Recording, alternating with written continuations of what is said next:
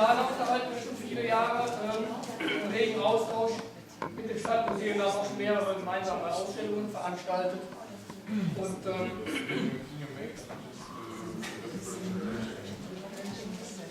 ja, wir sind sehr gespannt auf die Präsentation.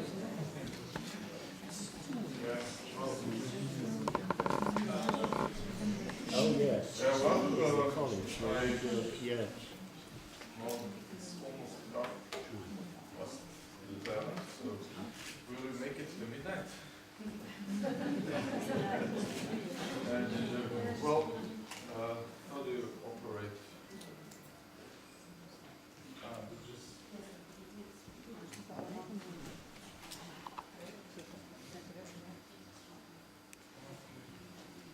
As it says, I'm Janis Polijn, I come from Ljubljana with other friends from Ljubljana. Louder. Yes, yes. I'm sorry.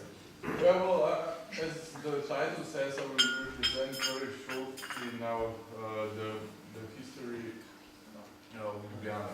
Well, as it is with many cities, well, first of all, I forgot about it, as I've seen and heard many people do not actually know the position of our country. So here it is a little bit more precise. It's between Austria, Hungary, Croatia, and Italy, and there's a map. It's this chicken form. So we make a joke of this form. So just for introduction. And here is Ljubljana and its basin in which it lies. Here's the upper map, shows the Ljubljana today, and its population has now reached around, I don't know, 260,000 people, of which 50,000 students, of which are probably not of which are plus, if you add students from all of the country, you could come to almost 300,000. Well, as it is with many cities and nations, in the end, it all starts with legend. Legend has it that Ljubljana, or rather its predecessor Roman was founded by the Greek mythological hero Jason and his companions, the Argonauts. They supposedly came with a ship from the Black Sea, from where they were escaping with the golden fleece from King Aeetes and fled from him to the north and came to the Ljubljanica through the Danube, Sava and Ljubljanica rivers to the end, where they broke their ship apart and put it in hands and went with it across the Ljubljana gateway to the Adriatic Sea and went back to Greece. So this is the legend, but and just for a case, we found the ship which they left behind, the smaller ship. But of course it is not that one, and it dates in the 2nd century BC. It just shows that Ljubljana area was very trafficky, very important. Its geographical position for trading route, and it has this history. No, first, relatively permanent settlers were so-called dwellers. They settled in Ljubljana marshes around 4000 BC and lived there until around 2000 BC. And they lived in this kind of pile dwelling. This is some findings of this pile dwelling, and this is reconstruction. And the lower map shows that it was, well, not exactly on the location of today's Ljubljana, but more southern position it had. But this is the new finding, which we are very proud of. This is actually a wooden wheel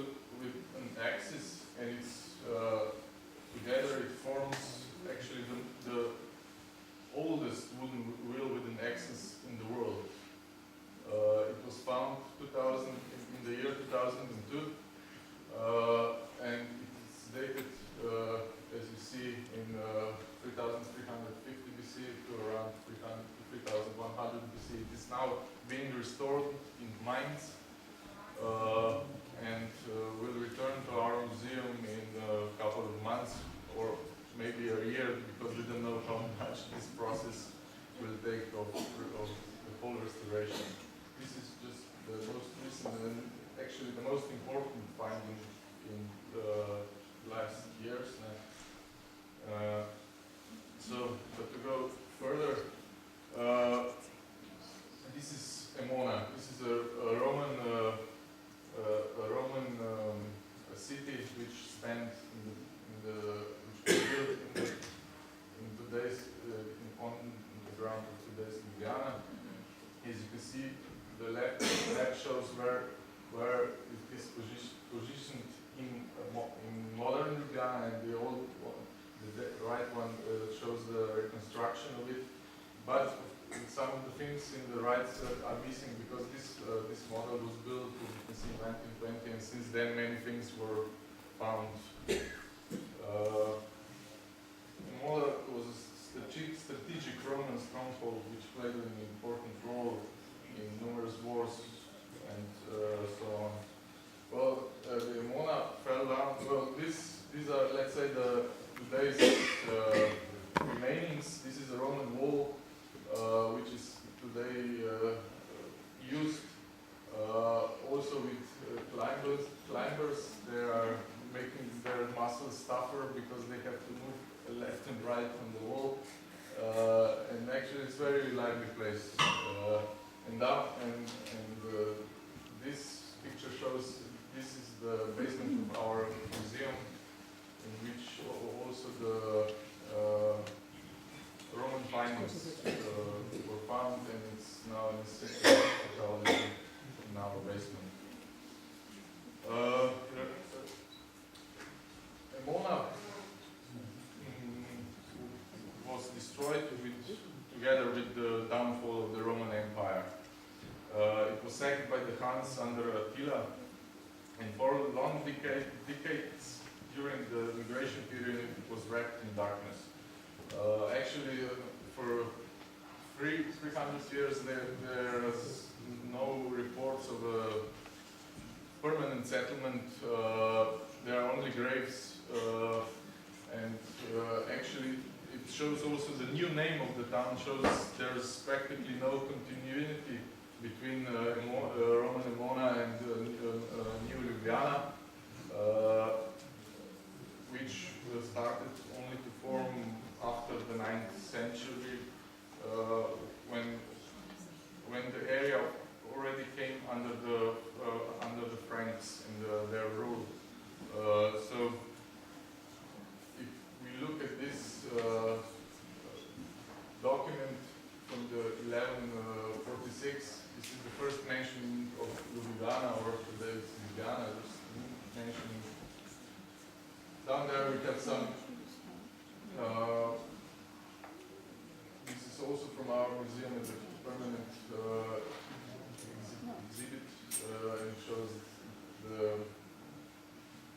king of power and authority, and it shows the history of the formation. Ljubljana was granted town privileges in the 13th century and was formed, as you can see, in a free city-like form. If we look, here is the town square, the old square, and the new square. And this form is not, but this general form, as you can see, can be still seen in Ljubljana stories or ground positioning.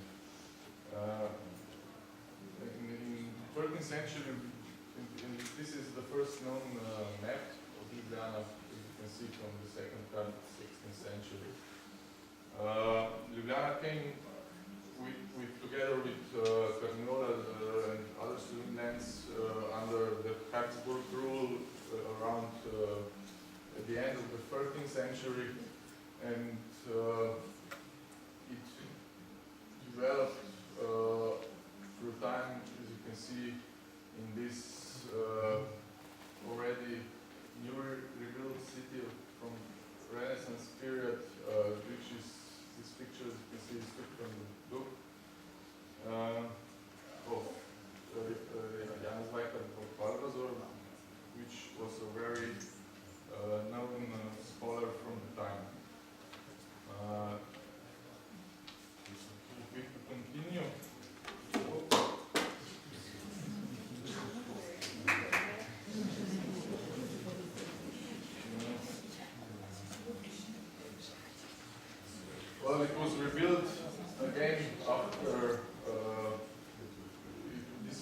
formed after the earthquake in 1511.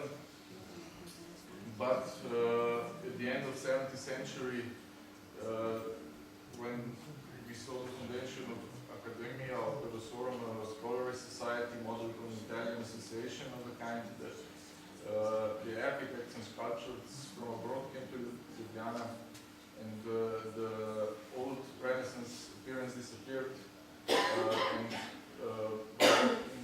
Baroque facades and everything Baroque came into building style. So you can see the Roba fountain here from 1751, which is considered one of the jewels of the Baroque period in Ljubljana, and the town hall with the fountain, which was already built in 15th century, and as I said, then rebuilt in the beginning of the 18th century.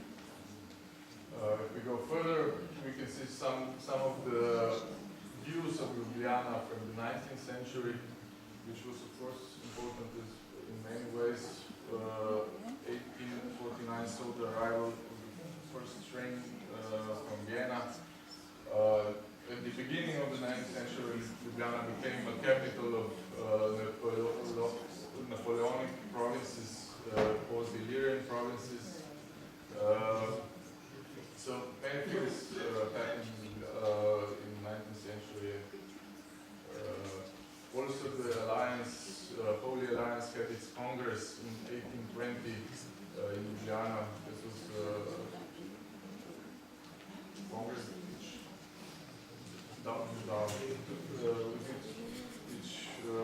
in which Ljubljana first saw the whole elite of emperors and kaisers in the station in Ljubljana.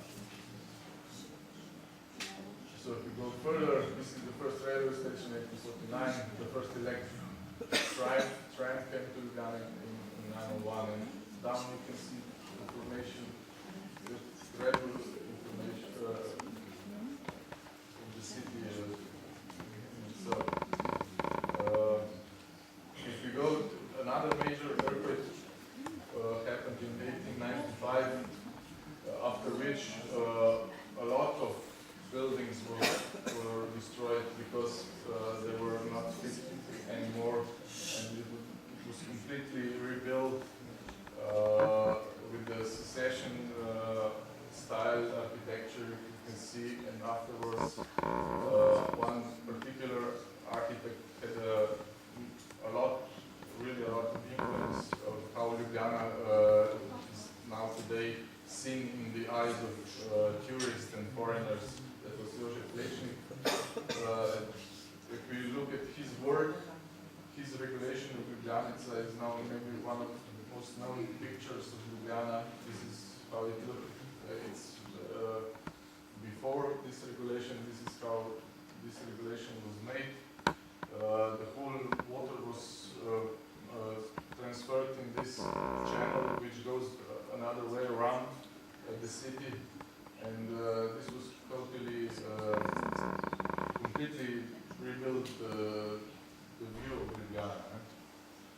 If we go another, these are the pictures which Blagurnik made for the exhibition, and this shows how some of the main themes from the period, the two wars period. This is celebrating the new state, forming Yugoslavia. This is what we call still skyscraper, since it was, when it was built in 1935, it was the biggest building in Balkans. And here is the stadium of the same architect that I mentioned, Josef Lechnik. And this is the war period. This is the Italian architect.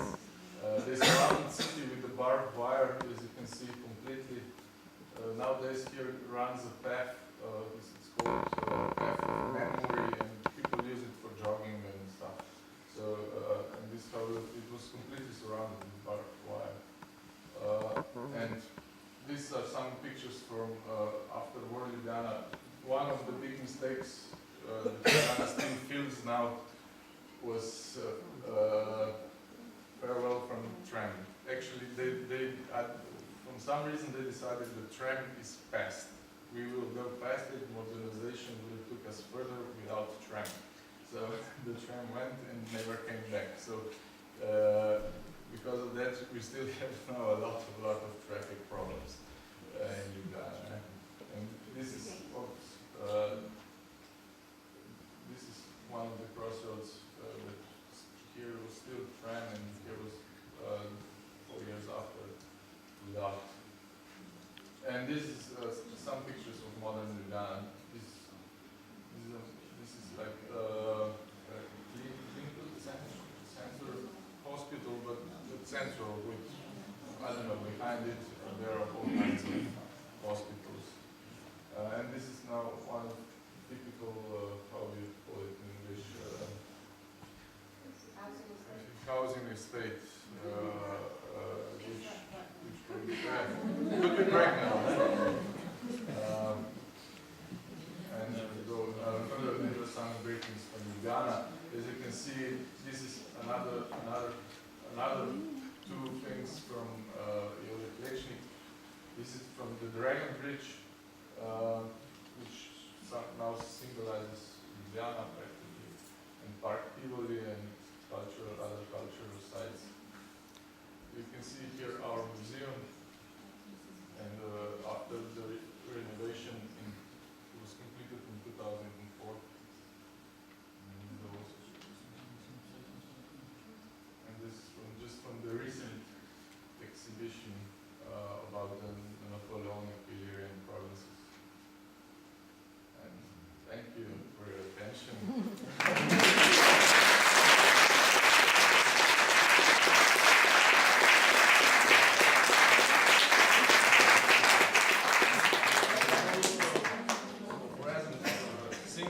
Now also 30 years since Ljubljana became a twinning town, I think, and 30 years of your society. Congratulations. This is some materials and a book of our exhibition.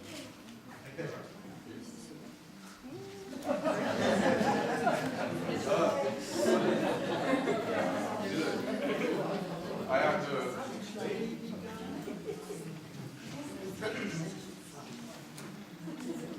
Janis, thank you very much. It was a very exciting presentation, and it's a hard part in this late evening. And now I will use the word to Michael Gutbier for Unterschreiben der Partnerschaftsgruppe. Wenn ich das Programm am Laufen habe, wäre das abschließende Highlight des heutigen Abends, die Unterzeichnung der Partnerschaftsgruppe zwischen dem Schiedsverein zum Radsport und dem Online-Schiedsverein. Ich wünsche die Uhr nach vorne weg, please.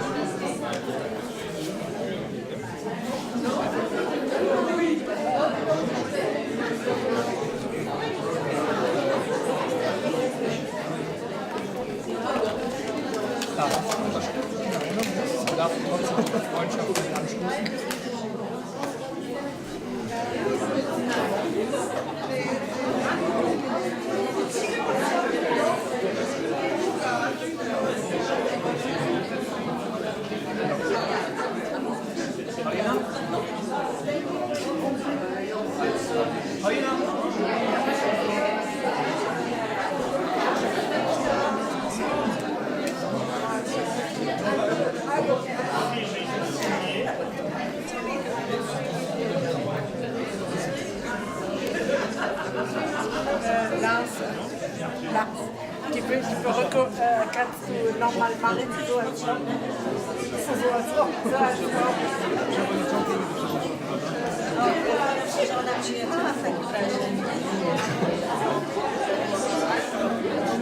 Moment, so schnell. Fertig? Gut.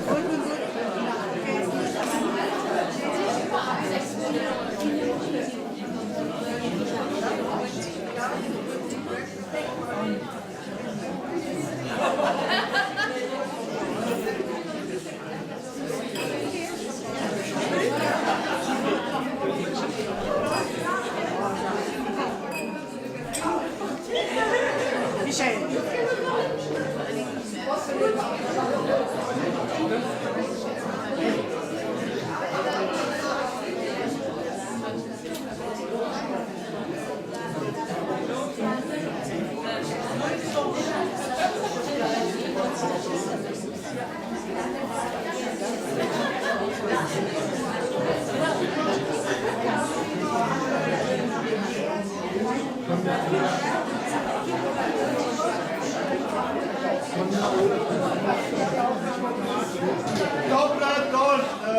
Witamy. Bienvenue. Welcome. Herzlich willkommen. Ladies and Gentlemen, meine Damen und Herren, Mesdames et Messieurs. Das erste Mal, dass mein Name Euhardius Upladi erscheint, ist in einem Dokument, das in der Abtei Siegburg liegt. The first time that my name appeared in a document, Euhardius Opladin, was in a document that is now in the monastery of Siegburg. La première fois que mon nom est dans un document, cette année était très prospéreux.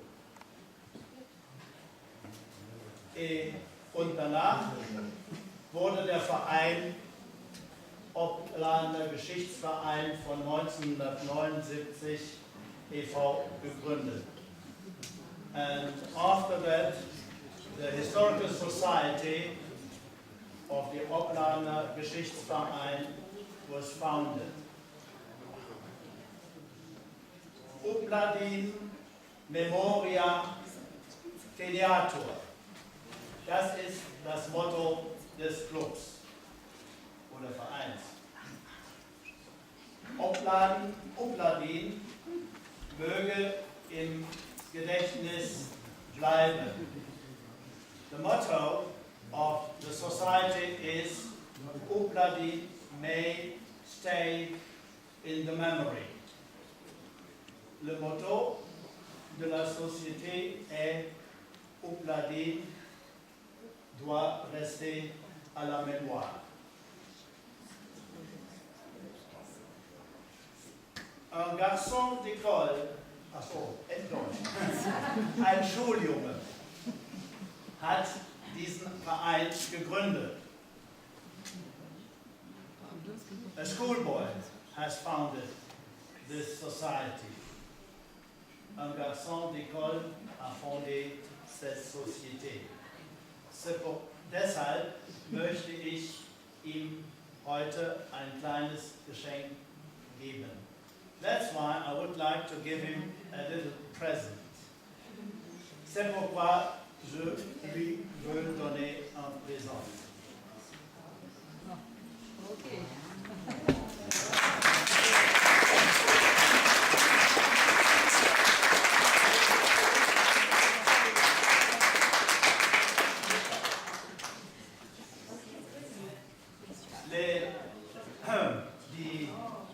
internationalen Geschichtsvereine möchten weiterhin zusammenarbeiten.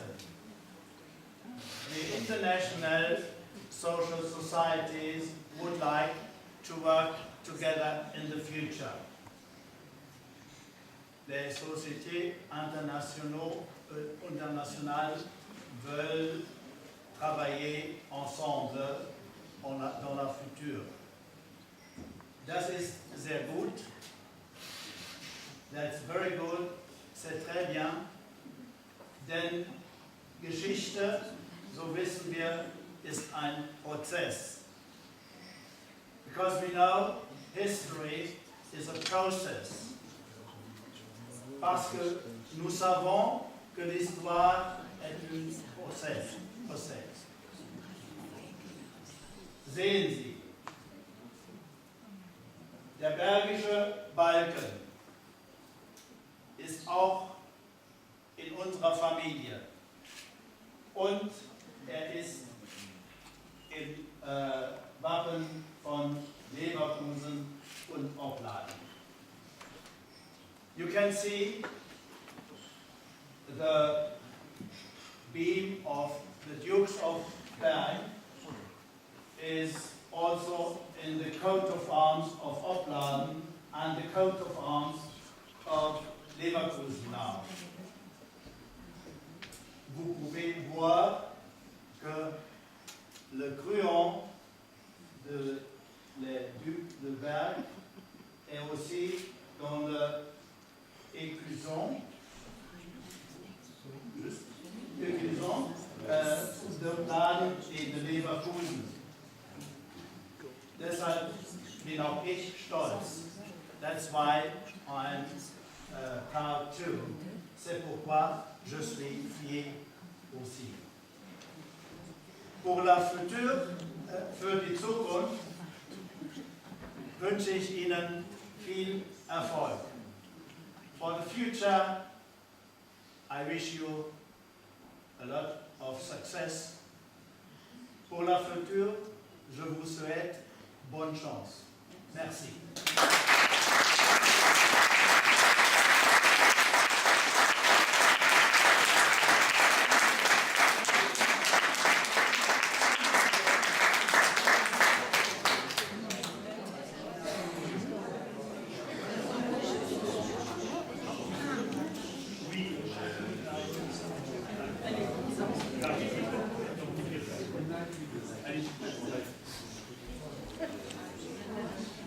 Nous avons une dernière chanson à chanter, mais en principe, elle se chante à 3 heures du matin. Diese Gesang war für 3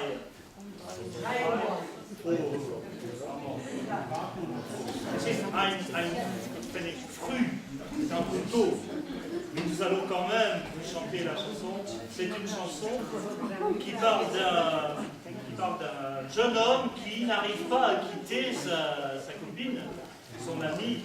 Il est 3 heures du matin et ils sont là, dehors de la maison de la copine, enfin dehors de la copine.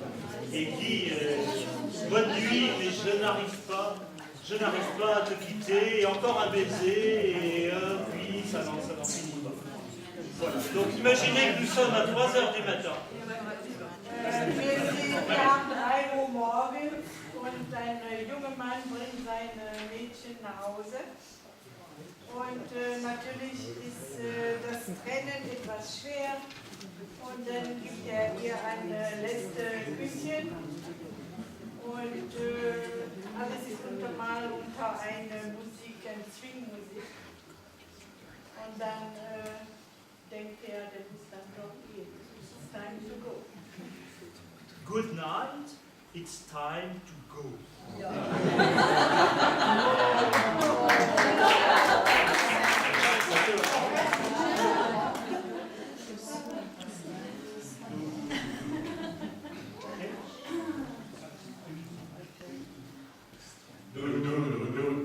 Good night, sweetheart, when it's time to go. Good night, sweetheart, when it's time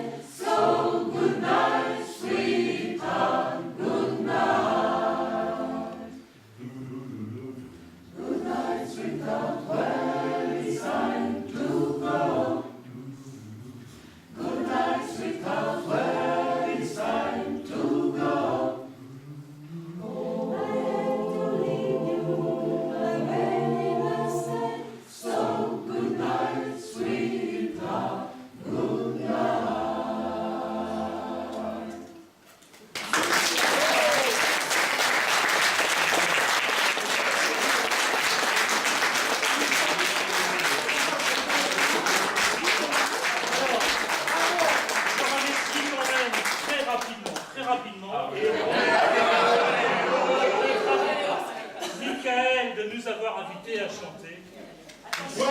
Et puis, Marthe et Suzanne qui ont tout organisé avant pour les Français, les logements, etc. Et Marianne et Karl, qui ont tout organisé pour notre réception près de l'église cet après-midi. Et c'était merveilleux. Merci. Merci.